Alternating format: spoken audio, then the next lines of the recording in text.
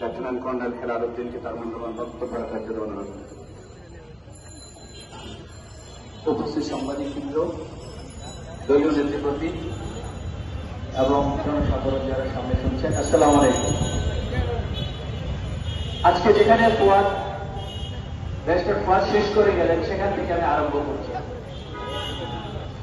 আমরা যদি আজকে এই ফ্যাসিবাদী যারা গুম খুন এবং হত্যার সাথে জড়িত ছিল এদের বিচার যদি না করি তাহলে কিন্তু ইতিহাসও আমাদেরকে ক্ষমা করবে না।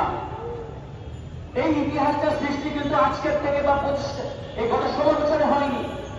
এই ইতিহাস সৃষ্টি হয়েছিল, জন্ম নিয়েছিল 1972 সাল থেকে।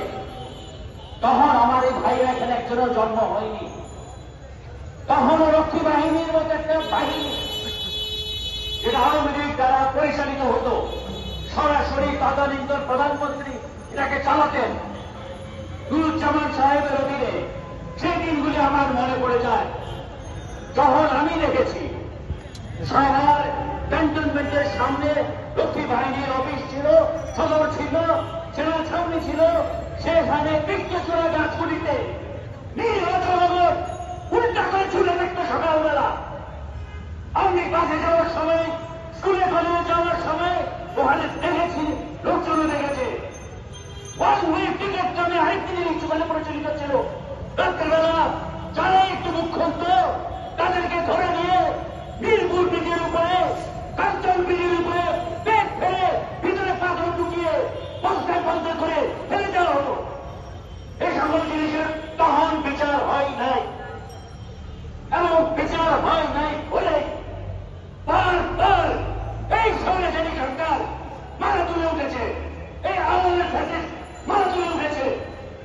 আমাদেরকে সকলকে একত্র হয়ে একযোগে একটা দিবার বিচার চাই, বিচার চাই। We want justice of this deaths. যে সকল জনগণ যারা কথা বলতে গিয়ে আয়না ঘরের শিকার হয়েছে, যে মা বোনরা, বোনেরা, মায়েরা, শিশুরা নির্যাতিত হয়েছে, যদি আমি অনুরোধ করব এই ধরনের আয়নাঘর শুধু বাহিনীদের কাছেই ছিল না, এই ধরনের আয়নাঘর আরো সাহিত্য শাসিত প্রতিষ্ঠানের কাছে ছিল। বিভিন্ন প্রতিষ্ঠান যা আওয়ামী পেটুয়ারা চালাতেন, ইভেন ব্যবসা প্রতিষ্ঠানেও ছিল। এই প্রতিষ্ঠানগুলিকে খুঁজে খুঁজে বের করতে হবে, প্রত্যেকের শাস্তি বিধান রাখতে হবে এবং সকলকে তার যোগ্য শাস্তি দিতে হবে। এই শাস্তি যদি না হয় তাহলে কোন ইলেকশন, কোন কিছুই আর টিকবে না।